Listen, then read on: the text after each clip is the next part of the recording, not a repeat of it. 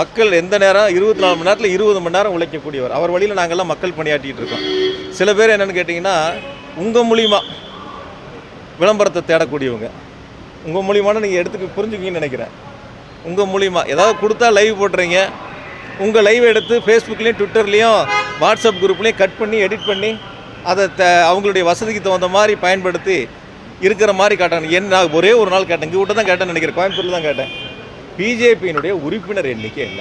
எங்களுக்கு நாங்கள் தைரியமாக சொல்கிறோம், 1 கோடி பேர் உறுப்பினர். எங்களுடைய முதலமைச்சர் மாண்பு தளபதி அவர்கள், கழகத் தலைவர் அவர்கள் வந்து 1 கோடி பேர் கூடுதலாக சேர்க்க சொல்லியிருக்காங்க. 234 தொகுதியிலும் அதற்கான மேலிட பார்வையாளர் நியமிக்கப்பட்டு பணிகளை செய்துட்டு இருக்காங்க. இப்போ எங்கள் இலக்கு வந்து நாங்கள் சேர்த்து முடித்த பிறகு எங்களுடைய உறுப்பினர் எண்ணிக்கை 2 கோடியை நாங்கள் தைரியமாக சொல்லுவோம். பல முறை உங்கள்கிட்டையும் கேட்டோம். இங்கே வரும்போதாவது நீங்கள் கேளுங்க. பிஜேபியினுடைய தமிழ் எதுக்காக நான் கேட்குறேன்னா, அடுத்து வரக்கூடிய தேர்தலில் அவங்க என்ன ஓட்டு வாங்குறாங்கிறது உங்களுக்கு தெரிஞ்சிடும். அதனால் உறுப்பினர் எண்ணிக்கைன்னு சொல்லிவிட்டு அந்த கட்சியினுடைய நிலைமை என்ன இருக்குன்னு சொல்லிவிட்டு அடுத்த கட்டத்துக்கு போக சொல்லுங்கள். அதனால் இனிமேல் தயவு செஞ்சு அந்த ஒரே ஒரு வார்த்தைக்கு மட்டும் எவ்வளவு உறுப்பினர் அப்படிங்கிறத மட்டும் சொல்லிவிட்டு அடுத்த லெவலுக்கு போகட்டும்.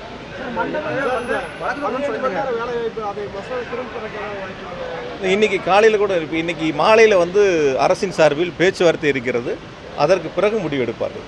எனவே தயவு செஞ்சு நான் உங்கள்கிட்ட கேட்குறது என்னென்னு கேட்டிங்கன்னா, இந்த திருமண மண்டபங்கள் போன்ற செய்திகளை வெளியிடுவதை இப்போ நான் இதன் மூலமாக முற்றுப்புள்ளி வைத்துக்கொண்டு நிச்சயமாக ஒருபோதும் தமிழ்நாடு அரசு திருமண மண்டபங்கள் போன்ற நிகழ்ச்சிகளில் அது போன்ற அனுமதிகளை ஒருபோதும் வழங்கப்பட மாட்டாது. எனவே சர்வதேச தரத்திலான நிகழ்வுகளுக்கு மட்டும், நிகழ்ச்சிகளுக்கு மட்டும், கிரிக்கெட் போன்ற நிகழ்ச்சிகளுக்கு மட்டும் இந்தியாவில் உள்ள மற்ற மாநிலங்கள் இருப்பதைப் போல தமிழ்நாட்டிலும் அதற்கான அனுமதிகள் வழங்கப்படுகிறது. சரி சார்.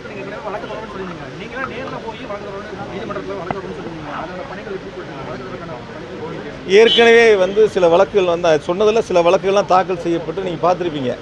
சில பேர் வந்து பிஜேபியிலேருந்து ஏடிஎம்கே போய் சேர்ந்தவங்களெல்லாம் கேஸ் போட்டு கோர்ட்டில் வந்து நீதியரசு அவர்களே அதற்கான தீர்ப்புகளை கொடுத்துருக்காங்க. இன்னும் சில வழக்குகள் நடந்துகிட்டு இருக்குது. இன்னும் சில வழக்குகள் வந்து நான் தாக்கல் செய்ய போகிறேன். அதனால் ஏதாவது பொதுவாக என்னென்னு கேட்டிங்கன்னா, ஒரு செய்திகளை வெளியிடும் முன்பு, செய்தினா தொலைக்காட்சிகள் பத்திரிகை சொல்லலை, சமூக வலைத்தளங்களில் ஒரு செய்திகளை வெளியிடுவதற்கு முன்பாக அது சரியா தவறா என்று ஆராய்ந்து பார்த்து அந்த செய்திகளை வெளியிட்டால் ஏற்புடையதாக இருக்கும். அரசின் மீது ஏதேனும் தவறுகள் இருந்தால், அந்த செய்திகளை உண்மையாக இருந்தால் வெளியிட்டால் கண்டிப்பாக அரசு வந்து அதன் மீது நடவடிக்கை எடுப்பதற்கு தயாராக இருக்குது. எந்த விதமான மாற்று கருத்தும் இல்லை. இப்போ நீங்கள் கோயம்புத்தூர் எடுத்துகிட்டின்னு வச்சுங்க. இப்போ வந்து பட்ஜெட் கூட்டத்தொடர் முடிஞ்சிருக்கு, மானிய கோரிக்கை முடிஞ்சிருக்கு. அப்போ கோயம்புத்தூர் வரலாற்றில் இல்லாத அளவிற்கு டிஎன்டெக்சிட்டி கிட்டத்தட்ட வந்து 200க்கும் மேற்பட்ட ஏக்கர் பரப்பளவில் ஒரு ஐடி பார்க் அமைப்பதற்கான அறிவிப்புகள் வெளியிடப்பட்டிருக்கு. விரைவில் அதற்கான பணிகள் தொடங்க இருக்கிறோம். அதே போல் பார்த்தீங்கன்னா செம்மொழி பூங்கா, இப்படி தொடர்ச்சியாக மெட்ரோ ரயில் திட்டம், 9000 கோடி மதிப்பிலான மெட்ரோ ரயில் திட்டம், இதெல்லாம் கடந்த காலங்களில் வெறும் வார்த்தைகளாக பத்திரிகையில் வந்து தலைப்புச் செய்திகளாக வந்த நிகழ்வுகளுக்கு உடனுக்குடன் ஆட்சி பொறுப்பேற்ற சார் 2 வருஷமே இன்னும் முடியலை. 2 வருஷம் முடிகிறதுக்கு முன்பாகவே 2 ஆண்டுகளே இப்படிப்பட்ட வளர்ச்சி திட்டங்கள், சென்னைக்கு அடுத்து என்பதை விட சென்னைக்கு இணையாக கோவை மாவட்டத்தினுடைய வளர்ச்சிகளில் முதலமைச்சர்கள் தனி கவனம் செலுத்துகிறாங்க. இங்கே ஒரு எம்எல்ஏ கூட ஆளுங்கட்சி இல்லை. ஆனால் அதற்காக திட்டங்களை நிறுத்தலை. ஆளுங்கட்சி எதிர்கட்சி என்ற வித்தியாசம் பார்க்காம 234 தொகுதிக்கு ஒரே மாதிரியான வளர்ச்சி திட்டங்களை செயல்படுத்தக்கூடிய முதலமைச்சர் மாண்பு தளபதி அவர்கள். அதனால தான் வந்து முதலமைச்சர்கள் ஒவ்வொரு முறையும் குறிப்பிட்டு சொல்லுகின்ற பொழுது இது எல்லோருக்கும் எல்லாம், அனைவருக்குமான ஆட்சி, வாக்களித்தவர்கள் வாக்களிக்காதவர்கள் என்று அனைவருக்குமான ஒரு ஆட்சியை கொடுக்கக்கூடிய முதலமைச்சர் மாண்பு தளபதி அவர்கள். எனவே அரசின் மீது களங்கம் ஏற்படுத்தக்கூடிய வகையிலும் சமூக வளத்திலே செய்தி வெளியிடக்கூடியவர்கள் யாராக இருந்தாலும் சரி, நீங்கள் சொல்லக்கூடிய நபராக இருந்தாலும் சரி, யாராக இருந்தாலும் சரி, நீதிமன்றத்தில் சட்டப்படி வழக்கு தாக்கல் செய்யப்பட்டு நடவடிக்கை எடுக்கப்படும். தேர்தல் வாக்குறுதிகள் வந்து நிறைவேற்றிய பற்றி வந்து போராட்டம் அந்த மாதிரி பிரச்சனை ஏற்படுது. அதில் எந்த தீர்வு கிடைக்கல, அவங்க கரெக்டாக பண்ணுறாங்க, அதனுடைய பின்விளைவாக தான் சொத்துப்பட்டியில் வெளியிட்டாங்க நினைக்கிறாங்க சார். முன்னாடி வந்து வாக்குறுதி நிறைவேற்ற ஒரு விஷயம் சார், தூங்குறவங்கள எழுப்பலாம், தூங்குற மாதிரி நடிக்கிறவங்கள எழுப்ப முடியாது. உண்மையாலுமே வந்து மக்கள் பணியாற்றணும் அப்படின்னு நினைக்கிறவங்களுக்கு மக்களுடைய தேவைகளை, கருத்துக்களை அரசுக்கு முன்வைக்கலாம். அது ஒரு ஆக்கப்பூர்வமான செய்தி. நீங்கள் சொல்லக்கூடிய நபர் ஒரு கோமாளி.